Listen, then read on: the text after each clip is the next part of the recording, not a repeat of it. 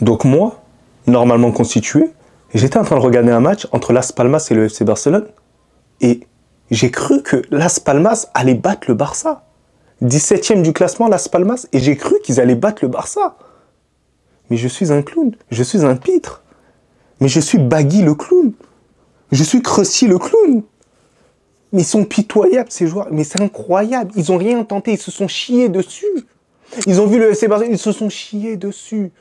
Vous êtes sérieux, les gars? Mais vous m'avez lâché. Et j'ai trop la haine, les gars. Et pourquoi j'ai la haine? Parce que le FC Barcelone, ils nous mettent la pression pour le titre. Ils nous mettent la pression. Vous imaginez, les gars? Parce que oui, on est en 3e position actuellement. Parce que oui, l'Atlético de Madrid s'est imposé aussi. Même si je ne les compte pas, eux, ils ne seront pas champions. Vous en faites pas. L'Atlético de Madrid ne sera pas champion à la fin de l'année. Carrément, sinon je vous paye tous un gré. Vous en faites pas. Mais en tout cas, c'est-à-dire que demain, le Real Madrid est dans l'obligation de gagner son match. S'il ne s'impose pas, bah c'est la mierda. C'est la mierda qui est grégasse, bref, ce que vous voulez. Donc les gars, avant de commencer le débrief, n'hésitez pas à vous abonner, à partager la chaîne, mais aussi à activer la cloche, ça me donnera énormément de ce fort, vous connaissez en bien. Donc les gars, le FC Barcelone s'impose 2-0 face à ses cancres de Las Palmas. Première mi-temps, voilà, mi-temps assez équilibré des deux côtés. Voilà, dans le jeu, ça partait d'un sens à l'autre, un peu plus de possession du côté du FC Barcelone, ça n'étonne pas grand monde, mais du côté de Las Palmas, je sens que ils sont idiots au niveau des attaques, surtout en première période. Vous voyez que les défenseurs, ils sont en train de monter sur vous. Je sais pas, les milieux de terrain, essayez de partir en profondeur, au lieu que ce soit les attaquants. Partez de loin, essayez de les prendre à contre-courant. Mais j'ai pas compris pourquoi eux ne faisaient pas cet appel-là. Ce qui a fait que 0-0 lors de la première mi-temps. En deuxième période, nette supériorité de la part du FC Barcelone. Et pourquoi nette supériorité de la part du FC Barcelone? Parce qu'ils ont fait rentrer un élément qui me fait chier. C'est Ferd. De base, moi, j'aimais bien Phineas et Ferd, mais au final, j'aime plus Ferd. Voilà, j'aime juste Phineas. Il est rentré, il a fait toute la différence. Contrôle orienté, élimination, voilà. Il y a un grand auteur qui l'a dit, du nom de Zinedine Zidane. Lorsque tu réalises un bon contrôle, tu as tout gagné dans le football.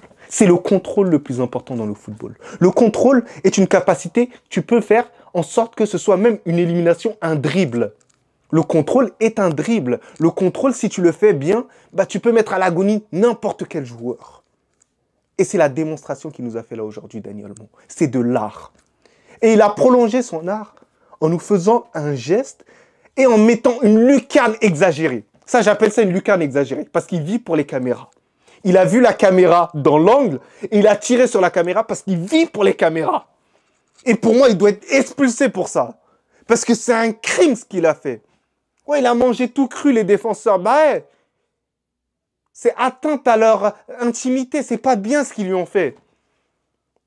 Mais non, je suis désolé. Dani Olmo, t'es sérieux ce que t'as fait? Tout le match, gros, c'était exagéré, ça partait d'un sens à l'autre. Il sait se placer entre les lignes pour que Pedri arrive à le retrouver. Alors, je ne vous cache pas que c'est vrai qu'il y a des joueurs au milieu de terrain qui ont réussi à dynamiser encore plus le jeu, du nom de Pedri. Pedri qui est tout simplement incroyable, stratosphérique. Il arrive à avoir cette régularité. Et non, les gars, j'ai pas peur de le dire. Pedri peut être considéré comme l'un des meilleurs joueurs au monde. Et même si quelqu'un il vient dans la rue me dire que Pedri est le meilleur joueur au monde, je dis oui, d'accord, je suis d'accord, très bien, il n'y a pas de souci. C'est faisable, il n'y a pas de souci dans le jeu, dans la créativité, dans l'apport et même dans le contenu du match. Pedri, il mérite ce statut-là. Il mérite entièrement ce statut. C'est une dinguerie, les gars. Vous imaginez que Pedri, ce qui est frustrant, les gars, c'est un joueur que j'apprécie énormément, mais il joue pour le FC Barcelone. Mais ce qui est frustrant, c'est que lorsque moi je regarde le match, les milieux de terrain du FC Barcelone, moi je souhaite toujours qu'ils perdent la balle pour qu'il y ait une contre-attaque et qu'il y ait une possibilité qu'ils encaissent un but. Mais Pedri, c'est le seul joueur où je me dis, allez, bon, c'est impossible, il perd la balle, donc donne la balle et permets-moi d'espérer sur un autre joueur qui perde la balle et qu'on puisse aller marquer un but. Oui, non, mais c'est la sensation d'un Madrilène, c'est ça qui est le plus grave. Donc il y a Pedri et il y a De Jong. Voilà, c'est les deux où je me dis, putain, ils vont jamais perdre la balle, ces gens-là, ils utilisent trop bien la balle. Ils ont un genjutsu, ils ont les comptes favorables, ils ont... Voilà, le maniement de la balle, le chewing-gum de la balle. C'est ce qu'on appelle le chewing-gum de la balle. Donc ça, là, c'est vraiment extraordinaire ce qu'ils ont.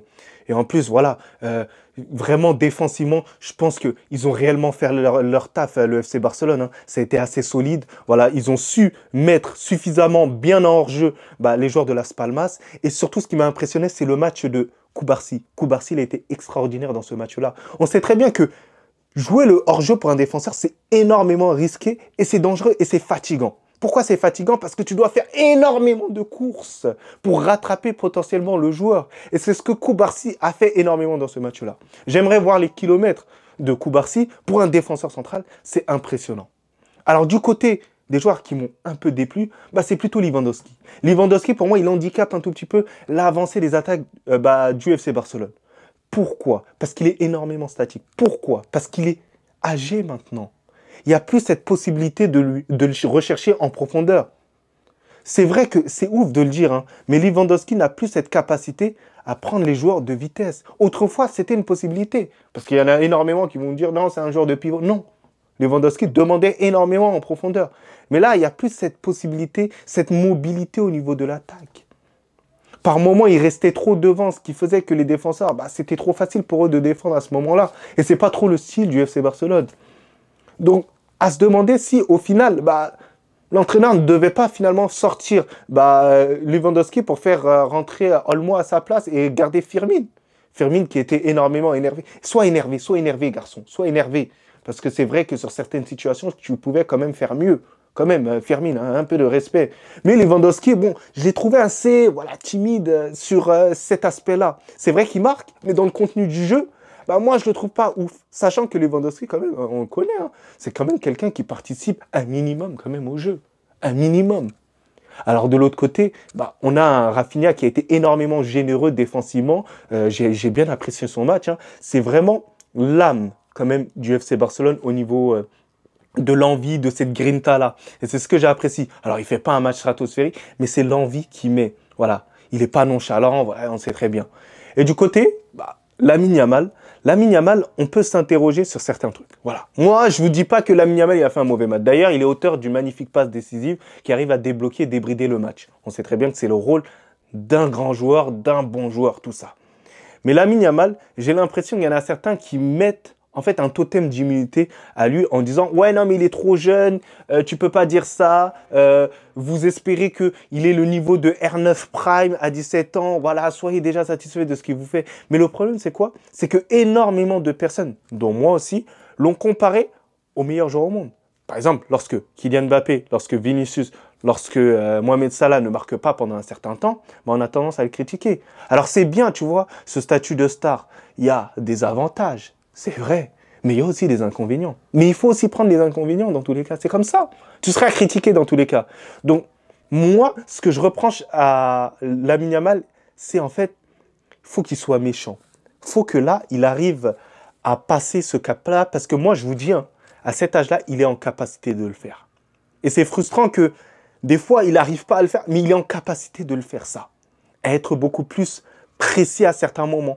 Tuer les matchs de son empreinte. C'est ce qui va lui permettre potentiellement de concurrencer Rafinha en cas de ballon d'or. Ce sera ça. D'ailleurs, il a une plus grande valeur médiatique, mais ce sera sur certains moments, voilà, être plus décisif. Parce que là, ça fait un certain temps qu'il n'a pas marqué. C'est très très important dans tous les cas, c'est les stats. C'est moi qui vous le dis. Même si Lamine Yamal, c'est plus un passeur, mais quand même un tout petit peu de but, bah, ça fait pas de mal un tout petit peu. Voilà. Même si on n'est pas trop exigeant envers Lamine Yamal, au même titre que par exemple un Vinicius, un Mbappé et tout ça, mais je me dois d'être exigeant parce qu'il est souvent comparé lorsque il fait des belles prestations. Il est souvent comparé, donc dans le négatif comme dans le positif, on doit être là dans tous les cas. Donc voilà, j'ai essayé d'apprécier le match de Alejandro Balde qui passe un cap. Alejandro Balde ne perd plus des ballons bêtes. Alejandro Balde, dans l'utilisation du ballon, c'est assez bon. Dans les centres, il s'est nettement amélioré. Il y a un moment, il nous fait un centre dans la surface de réparation. Lewandowski doit être là pour couper. Il n'a pas été là.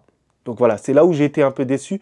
Du côté droit de Jules Koundé, j'ai aimé défensivement, mais offensivement, il n'a pas assez apporté.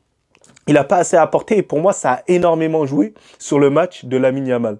Parce que vous savez, lorsqu'un latéral déborde, bah, ça rajoute cette imprévisibilité et ça rajoute un choix supplémentaire à l'ailier.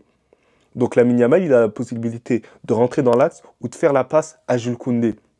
Et Jules Koundé, malheureusement, il ne l'a pas fait aujourd'hui. Alors, je ne sais pas si c'est le choix du coach, si le coach il voulait qu'il reste derrière.